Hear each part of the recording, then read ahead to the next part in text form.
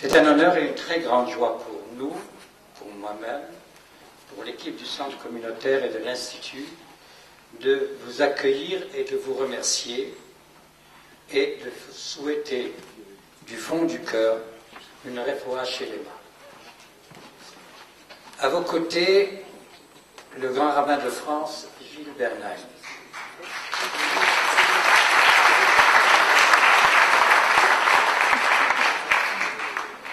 Un ami très cher et très proche de notre maison, du Centre et de l'Institut.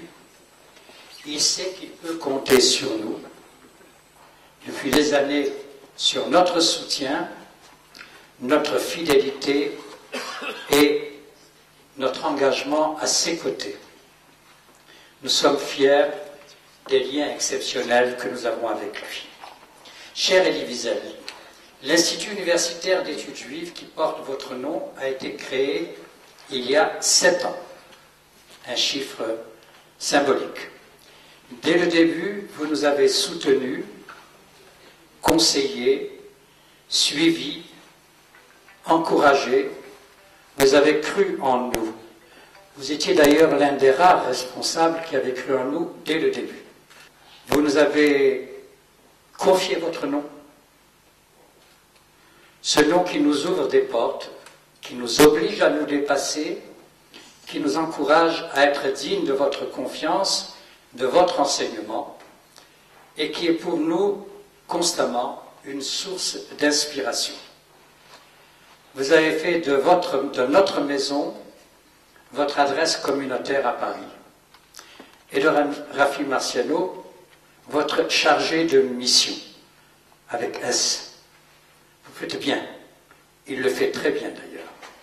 Depuis 7 ans, on peut applaudir Rafi, c'est pas...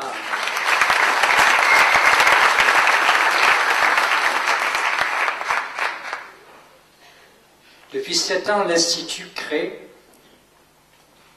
à l'initiative du Centre communautaire de Paris, est une association autonome avec son budget, ses objectifs, ses réalisations. Il est reconnu par les pouvoirs publics et maintenant par les grandes organisations de la communauté. Il est aussi reconnu par son public. Il est reconnu par ses enseignants. Depuis l'ouverture de l'Institut, nous avons accueilli plusieurs centaines d'étudiants et d'auditeurs libres. Un public qui, pour la plupart, ne fréquentait aucun lieu communautaire, pas même le centre communautaire. C'est un public tout à fait extérieur. Depuis l'ouverture, les enseignants qui ont accepté de participer à notre aventure sont tous des universitaires en activité, des chercheurs. Ils viennent d'une trentaine d'universités, françaises, israéliennes, américaines. L'un de ces professeurs est une de vos anciens élèves, diplômée de Boston et diplômée de Harvard. Elle enseigne à l'Institut un sujet fort intéressant, le théâtre dans l'œuvre d'Elie Wiesel.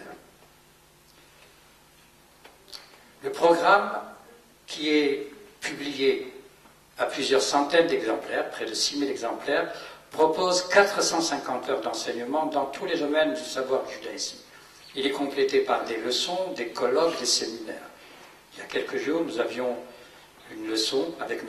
Michel Camdessus, ancien directeur du FMI, sur un sujet, l'éthique de l'économie planétaire. Ce soir, c'est vous qui ouvrez l'année universitaire. Dans quelques semaines, nous recevrons le professeur Henri Atlan et bien d'autres enseignants dont le programme peut vous donner le détail. L'équipe qui réalise le programme est réduite. 5, plus tous les bénévoles, tous les professionnels du centre communautaire. 5, Rafi Marciano, directeur, efficace, performant. Franklin Roski, directeur des études juives de l'Institut, dont la vaste culture universitaire est un atout considérable pour nous. Martine Cohen, secrétaire coordinatrice. Depuis peu, Jean-François Strouf, chargé de la communication et des projets. La communication sera un des atouts du développement. Rafi Marciano, Franklin Roski, Martine Cohen, Jean-François Strouf et moi. Mais l'Institut ne se contente pas d'enseigner, de créer des programmes. Il crée aussi des partenariats. Partenariats avec le site Academ, auquel nous fournissons plus de la moitié de ces programmes entre le centre et l'Institut.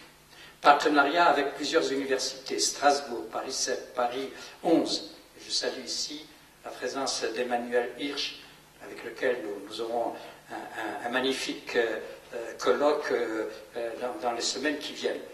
L'Université du Luxembourg, dont vous avez inauguré il y a 2 ans le programme.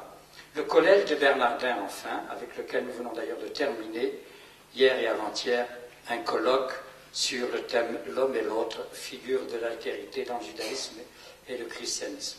D'autres partenariats sont en cours, notamment avec l'Université catholique de Louvain, en Belgique.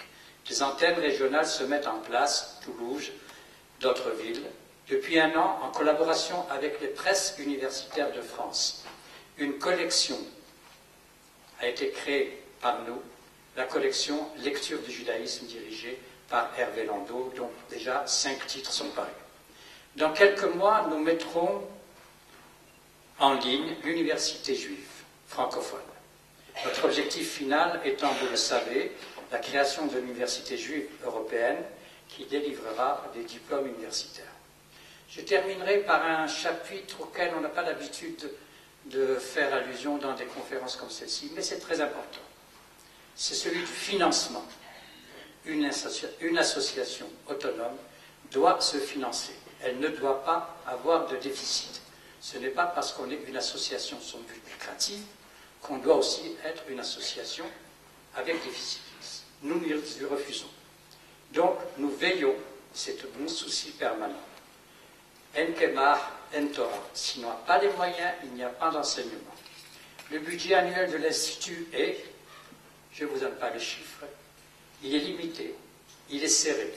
Il provient des participations des étudiants, des subventions des fondations, Maternelle, la Fondation pour la mémoire de la Shoah, le Fonds social juif unifié, la Fondation du judaïsme français. Depuis 3 ans, nous pouvons recevoir directement des dons d'amis qui sont assujettis à l'impôt sur la fortune, à l'ISF. C'est grâce à ces contributions que notre budget est équilibré, serré mais équilibré. C'est pour nous l'occasion de remercier très chaleureusement ces donateurs exceptionnels, généreux. Certains d'entre eux sont ici présents. Merci pour votre générosité, pour votre soutien.